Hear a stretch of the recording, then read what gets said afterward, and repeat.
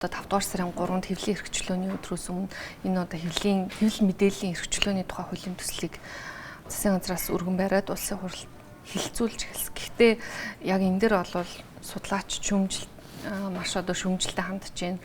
За нөгөө талдаа бас эрэг талуудч байгаа гэж зарим хүмүүс хэлж байна. Одоо байгаа яг нөхцөл байдал нь одоогийн байгаа хуулиар зохицуулагдахаар ямар асуудлууд үүсээд байгаа юм? Энэ хууль бол харьцангуй бас ингээд урагшаага явсан тодорхой хэмжээнд ойлголцолд хүрэхийг хичээж байгаа. Ийм одоо хуулийн төсөл гэж харж байгаа. Мэдээж яг энэ зарчмын хувьд энэ хуулийг явуулаад бас шаардлагатай байгаа эрх зүйн зохицуултуудыг хэвлэл мэдээллийн салбарт хийж өгөх нь чухал хэдий ч хэд хэдэн бас цөөнгөө өөрчлөлтүүдийг хийж ээж явах ийм одоо шаардлагатай. Тийм одоо боловсруулалтын байгаа. Тийм. За тухайлах юм бол бас одоо ажлын хэсгээс гараад улсын хурал дээр хилцүүлэгт явцад хэд хэдэн одоо зөрчилтэй санал хүлээж авахгүй зүйлүүд яригдж байгаа. Нэгдүгээр нэршил дээр бас яригдж байна. Хэвлэлийн эрхчлөөний тухай хууль гэсэн юм бол хэвлэл мэдээллийн одоо институтийн хувьд илүү зохицуултууд их орж ирлээ. Тэгвэл энэ нэршлээ өөрчлөл яасан юм бэ гэдэг. За хоёрт нь энэ хууль маань хэвлэлийн эрхчлөөний тухай хууль юм бол өргөн утгаараа хинж иргэн бүр ялангуяа сошиал медиа дээр одоо идэвхтэйгээр дуугалгаа өргөж байгаа энэ хүмүүсийн зохицуулт орох юм уу орохгүй юм уу? Энэ хуулийг гаргахаар зөвхөн редакцтай мэргэжлийн үүргийн гүйцэтгэж байгаа хэвлэл мэдээллийн байгууллагуудын тухай илүү орж ирж байна. Энэ нь яагаад вэ гэдэг. За дээрэс нь ёс зүйн хэвлэл мэдээллийн байгууллага редакцтай хэвлэл мэдээллийн байгууллагууд бол хамгийн чухал одоо жанжин шугам мөрдөж явдаг зүйл нь хэвлэл мэдээллийн ёс зүйн зарчим байдаг тийм. Ёс зүйн зарчмынхаа хүрээнд үйл ажиллагаагаа явуулаад хэрэгцээ мэргэжлийн алдаа гаргасан бол зөвлөлн зохицуулалтын хэм механизмаар буюу хэвлэл мэдээллийн зөвлөлөөр одоо шүүлгээд алдаа гаргаж үгүй юу гэдгийг тунгаагаад хэрвээ алдсан бол алдааг нь дахин давтахгүй суралцаад ингээд урагшилж явдаг. Хэвлэл мэдээллийн ийм одоо зөвлөлн зохицуулалтын хэм хэмжээ байхгүй бол хуулийн хатуу зохицуултууд буюу эрүү бол иргэний хуулиар яваад энэ нь буцаад мэргэжлийн алдаан ч гэсэн эрүүгийн гэмт хэрэг болох эрсдэл одоо байдаг тийм. Тэгэхээр энэ хууль нь бас энэ ялгаа заагийг оруулж өгөхийг бас зорьсон бас нэгэн давуу тал гэж харж байгаа. Тэр нь болохоор хэвлэл мэдээллийн байгууллагын нийтэлж нэвтрүүлсэн агуулга төрөөс хөндлөнгөс оролцохгүй.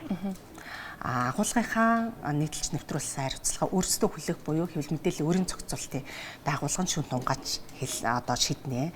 Тийм учраас одоо энэ хуулийн төслийн хамгийн сүүлийн бүлэгт нь хэвлэл мэдээллийн өөрийн зохицуулалтын байгууллага энэ салбарт ажиллах ёстой тий. Ажиллаж ирсэн туршлагаа улам бэхжүүлээд явах одоо явах нь зүйтэй. Эсбөгөөс энэ чинь өөрийн зохицуулалтын механизм ажилтгүй бол төрийн хатуу зохицуулалтууд илүү орж ирэх эрсдэл байдаг. Учраас энэ ялгаа заагийг бол бас оруулж өгөх ийм одоо нэг юм давуу тал бас байгаа. Тэгэхдээ нэг одоо сул тал нь юу болж байна гэвэл өөрийн зохицуулалтын ёс зүйн хэм хэмжээтэй шийдэж явдаг зүйлүүд буюу сэтгүүл зүйн үйл ажиллагаанд баримтлах ёс зүйн зарчмыг энэ хуулийн одоо нэг зарчим болгоод оруулаад ирсэн. Энэ бол маш их шүүмжилт агуулж байгаа. Энэ дээр бол санал нэг байна. Энэ одоо шаардлагагүй ийм зохицуултууд одоо хуулийн төсөлд үлдээсэн. Зарчмыг угаасаа хуульчлан буруу. Энэ бол зөвлөн зохицуулалтын хэм хэмжээгээр явна. Тэгэхээр нэг талаасаа ингээд юг хуулиар зохицуулж болох юг одоо зөвлөн зохицуулалтын хэм хэмжээнд үлдээж болохын гэдэг ялгаа заагийг бас гаргах гэж оролдож байгаа хэдий ч энэ дээр маш нямбай хандах бас шаардлагатай байгаа. Таасаа хэлж ин төрөөс одоо хэвлэл мэдээллийн байгууллагын үйл ажиллагаанд хөндлөнгөөс оролцох нөлөөлөх асуудлыг бол зохицуулж өгж байгаа нэг талаас зөв гэж. Гэхдээ өмнөх 98 оны хуулийн дээр уг нь 4-р зүйл дээр нь яг тэр заалт бол байж байгаа тий. Дээрээс нь өмнөх хуулийн дээр ч гэсэн хэвлэл мэдээллийн байгууллага өөрөө одоо хариуцлага бүрэн хүлээнэ гэдэг заалт ч гэсэн байж байгаа. Тэгээ энэ удаагийн хуулийн дээр орж ирж байгаа нь юугаараа ялгаатай.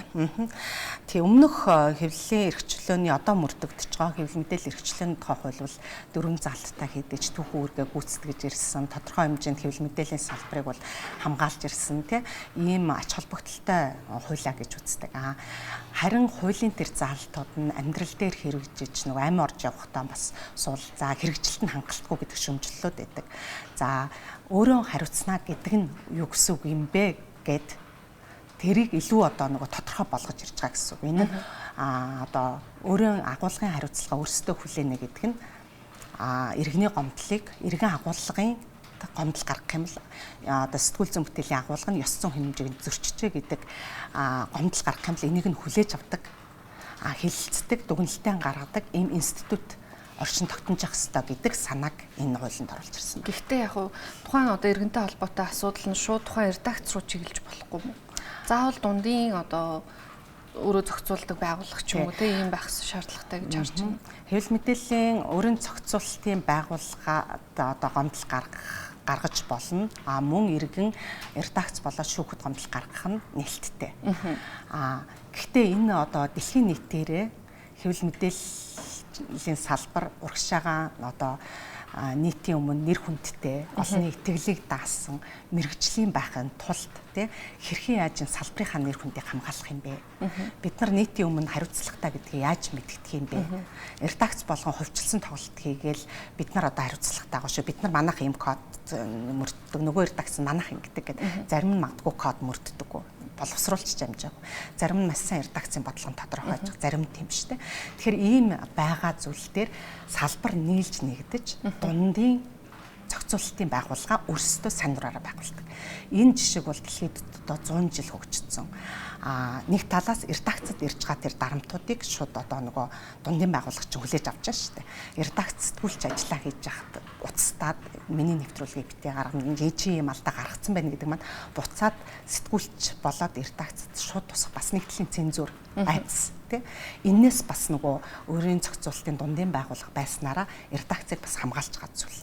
Тэгэхээр шууд одоо нөгөө гомдлыг редакцаас авахаас гадна салбарын сайн дураараа эвлэлтэн нэгдэж нийтлэг одоо ёс зүйн хэмжээгээ батлаад тэг энийг мөрддөг механизмаа хийгээд ингэ явж байгаа нь одоо нийтлэг жишг сайн туршлага. Гэхдээ редакцид мэддэхгүйгээр өөрийн зохицуулалтын байгууллага шийдвэрийг гаргана гэж байхгүй. Гомдол орж ирсэн эренгүүд редакцид мэдэгдэж танаад хаягдсан ийм гомдол ирлээ. Энэ бүтээл дээрээ та нар ёс зүйн алдаа гаргасан, кодын одоо 5 дугаар зүйлийг зөрчсөн гэдэгтэйгээ санал нэгдэж гэнэ үгүй гэдэг хариу тайлбараа өгдөг. Ингэснээр эн чин зөвхөн нэг одоо гомдол аваад харж байгаа шийдэж байгаа биш. Энэ дундын зохицуултыг гэж нь редакцийг сонсч яа гомдол гаргагч буюу иргэний мэдэх эрхийг, үннийг мэдэх, мэдээлэлтэй байх, ёс зүйтэй мэдээлэл хүртэх энэ эрхийг бас хамгаалж байна. Нөгөө талд нь редакцийг айдасгүй, аюулгүй хэвийн үйл ажиллагаагаа хийхэд нь туслаад дээр нь хэрэгцээ алдаа гаргасан байх нь тэрийг хэлж өгж засаж сайжруулж улам нөгөө мэрэгжлийн сэтгүүл зүй урагшаага хөгжих, урагшлах чанартайгаар олон нийтийн өмнө итгэл одоо нэр хүндтэй байх энэ тал руу одоо дэм бөгж байгаа зүйл. Тэгэхээр энийг бол нарийн зохицуулж хуулиар хийх боломжгүй.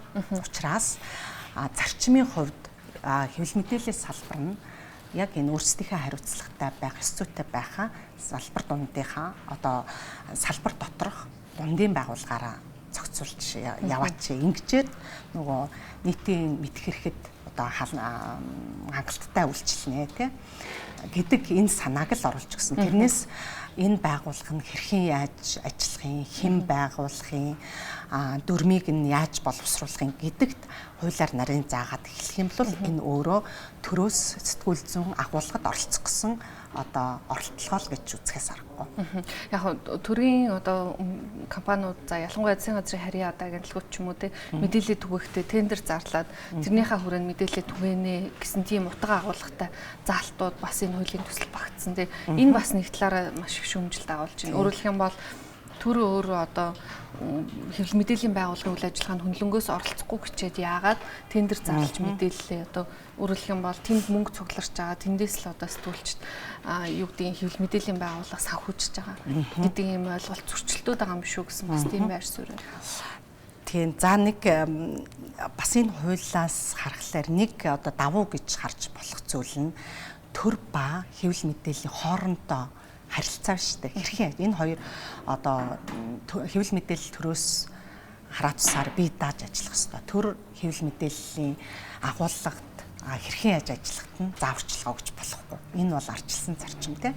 Гэхдээ энэ хоёр хоорондоо хэрхэн яаж харилцах юм гэдэг харилцааны асуудал зохицуулалт дээр бас хэд хэдэн заалтууд орж ирсэн харагдаж байгаа. Тэрний нэг нь бол нөгөө төрөөс хэвлэл мэдээллийн байгууллага ажилуулахгүй, агуулгад нь оролцохгүй, дарамт учруулахгүй тий хуульд заагаагүй нөхцлөөр албатан зогсоох татан болгохыг хориглоно гэдэг энэ чиглэлүүд байна. За дээр нь болохоор хэд хэдэн саяны чиний хэлж байгаа төрийн байгууллагын сурчлагыг одоо сонгон шалгаруулалтаар хийн гэрээний зарчмаар хийн гэдэг маань хэтэрхий бас нарийн гүн зохицуулалт руу бас орчод байна. Тэгэхээр аль болох зарчмын юмнуудаа л энэ хуулиар зохицуулахаас биш жоохон дetail цаашаага орчхоор л эн чин болохгүй болчиход байгаа. Тэгэхээр маш эмзэг ийм зохицуултыг их мэдрэмжтэй хийх шаардлагатай байгаа учраас олон талд одоо хилцүүлгүүд бол их чухал харагдаж байгаа. За тэрний нэг нь бол одоо саяны тэр заалтаа санаа нь бол одоо олон янзын одоо ажлын хэсгийн хурал дээрч байж илаа. За олон янзын салбарын хилцүүлгүүд дээрч байж илаа. Тэгэхэд энэний санаа нь бол төр хэвлэл мэдээлэлтэй харилцаж тодорхой хэмжээний мэдээлэл сурчлагын ажил хийж байгаа бол энийгээ төлбөртөө одоо явуулах энэ зүйтэй. Мөн хоёрдугаарт нь одоо хичнээн хэмжээний одоо санхүүжилтийг хэвлэл мэдээлэлтэй харилцах ажилдаа зориулж байгаагаа ил тод байлгахжээ гэдэг санаанууд бол олон хилцүүлгээс гарч ирсэн. Тэрнтэй холбоотой зохицуулалт орж ирсэн гэж харж байгаа. Гэхдээ энэ арай жоохон гитэрсэн тийм нөгөө журам гаргана эднэр гэдэг. Тэгэхээр энэ бол бас хилцүүлэг үеэр нэлээд шөмжлөлт агуулж байгаа. Энийг бол засах хэрэгтэй баха гэж харж байгаа.